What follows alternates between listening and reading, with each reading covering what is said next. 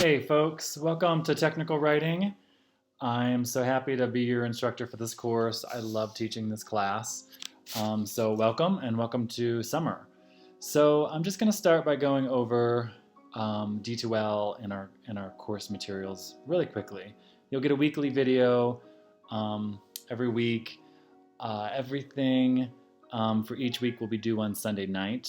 That's the think of that as the tentative or suggested deadline. So let's start. If you go to our course page, which opens today, you'll see our announcement that we had a few days ago, just welcoming you to the course. And then if you want to just go to content, that will take you all to all the goodies. Okay, so under content, you can see course orientation and resources. And if I click on that, you've got some readings on alternative grading from our syllabus. You have an infographic syllabus, and you have a technical writing newsletter syllabus. So let me just break some of these down. So I am using an alternative grading strategy for this course. I have listened to students over the years and other teachers, and I think this is probably the best way to go. I think grades sort of depress and dampen learning. So much research shows that. So I give you, if you want to look at this research for yourself and really get into sort of what the history of grades, the letter grade system really did not solidify until the 20s, 30s, and 40s in this country. Before then, it was really process letters or self-evals. So sort of going back to that. So that lives under ungrading or the case against grades, right? You can read this research. It's really short. It just gives like a breakdown of what many writers see as how grades just sort of ruin, right? Curiosity or discovery or risk taking or learning, right? People get caught up on the grade. They get caught up on that extrinsic motivator, not the actual, like, I want to learn something because I'm curious. So read that, and then take a look at the grading syllabus statement about ungrading. I just break it down for you in like 3 pages. Ungrading is not me not giving you feedback. I will give you lots and lots and lots of feedback. Ungrading is more, I trust you to evaluate yourself. And evaluation is a great skill across disciplines to be able to objectively look at something. So think of it also as a skill that we're learning in how to evaluate ourselves. So yeah, I'll be giving you lots of feedback. How will you evaluate yourself? I'll give you a couple sort of surveys during this term where I'll ask you to check in about your learning, right? How are you doing? And how can you assess yourself? And then how can you use evidence from the documents that we'll write for this class to prove or to show or to demonstrate that you really are learning a lot of these outcomes for this class, right? So that's how you'll self-evaluate. That's how you'll justify or rationalize your grade for yourself, is you'll demonstrate it through your learning and the artifacts of your learning. So you can direct me to, oh, here's a clip from my personal statement, or a cover letter, or my infographic, right? This shows that I learned, right, this outcome. This is proof of my learning. So I hope that just gives you a really brief understanding. But again, just go through this, and we'll have a discussion question about this too, right? Like, what are your questions on ungrading or alternative forms of grading? It has many names. So yeah, take a look at that. And again, right, you're ultimately the judge of your own work. Okay, so there's that. And then, right, I want to get into sort of technical writing like ASAP. So I give you sort of a two different technical documents for the syllabus. Usually the syllabus is written in this like very bureaucratic or legalistic 8, growing to 10, 15 pages text-based document. So I wanted to play around with the techniques of writing, the different forms and genres of writing. And so I put our syllabus, our starter syllabus, think of this as the syllabus 1.0, and then we have a 2.0. This is an infographic, so it just gives you very clearly and simply the biggest, most important salient points for the course, right? Grading policy, course description, contact, right? It's all here. It's simple. It's accessible. It's visually stimulating, I hope, right? So this gets us into like tech writing immediately, right? Why is this sort of document more persuasive than like a longer text-heavy syllabus? So tech writing goes there. It gets into, some communications. Having visuals and audio is not only, helpful, it's completely necessary. People need sort of these visual cues to get them through a document. Right, I'm already starting with tech writing by just doing different sort of versions of our syllabus. Okay, and then you have think of it as the long version of our syllabus. So that's the technical writing newsletter syllabus. Think of that as like the more traditional, the long version. I did put this in a newsletter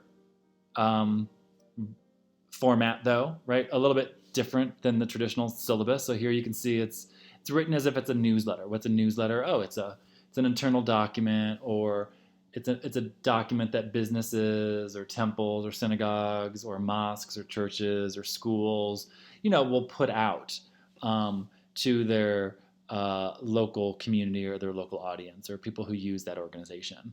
So, right, it's a very accessible and welcoming document type.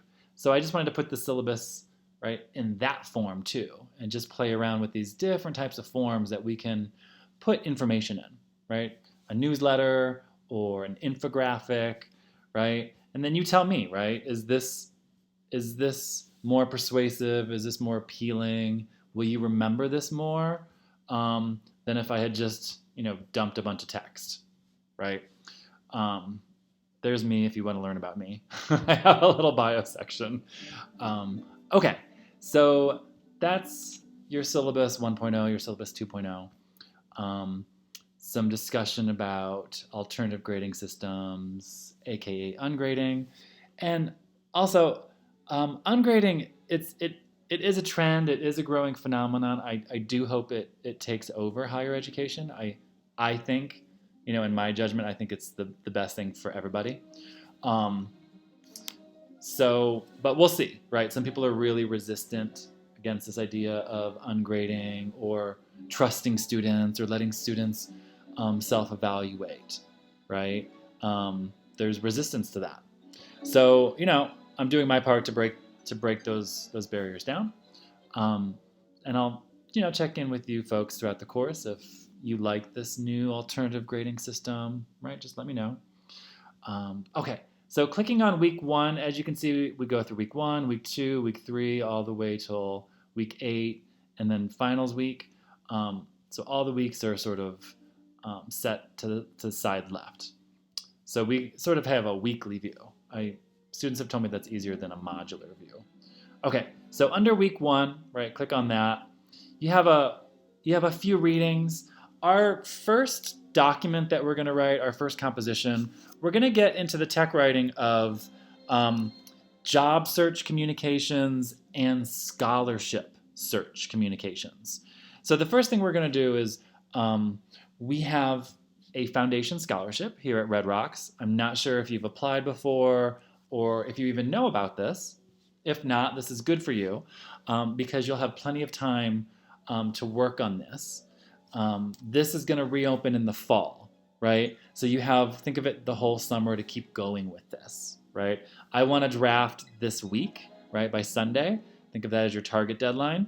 But you have additional time to join a Red Rocks club, do some Red Rocks activities, and all of that can pour in to this document, this personal statement that the Foundation Scholarship requires, right? Where you sort of make a case for, okay, here's what this Foundation Scholarship will help me do, right? It will help me, right, get my AA, AS, whatever you're here for, right? That's the personal statement, is you're gonna convince, persuade the RRCC Foundation Scholarship readers. Who are they? We'll talk about that. And, right, making your case, right, of how your time here and that money would really help you complete your major, complete your career goals, right? And be really specific about what your major is, what degree or certificate or training you're getting here. They want to hear specifics, right? Don't be like, oh, I want to go into science. No, right? I want to, right? I'm taking some anatomy classes in the fall so that I can do a nursing certificate, right? You want to be really specific. Okay, so you've got a reading on the Foundation Scholarship. Then you've got some personal statement tips, right? Think of these as technical documents, right? You need to be really specific about classes, career paths, right? It's very specific information for a very specific audience. Okay, and you have a little reading on what is technical writing and audience and appeals for the Foundation Scholarship readers. And I'll tell you right now, the Foundation Scholarship readers are, I was actually one of the readers. So it can be instructors, it can be staff at Red Rocks, it can be administrators. So think of it as any staff, instructors, administrators who work at Red Rocks College. They are basically called in to be volunteer readers for this scholarship. But it's also the Foundation office itself. They have staff like full-time there itself, but they also pool from the college to get more readers to help process all these applications. So that's who your readers are. Okay, so your to-dos this week, you have a discussion about, let's talk as a class about who our audience for the Foundation Scholarship is, how can we target them, how can we speak to them, how can we answer their concerns, right? So that's the short discussion. And then, right, I want you to jump right in. I want you to compose this draft, right, of your personal statement for the Foundation Scholarship. And I'm not making you apply to this, right? I hope you all do use, right, your personal statement that we write here in this class for the actual Foundation Scholarship.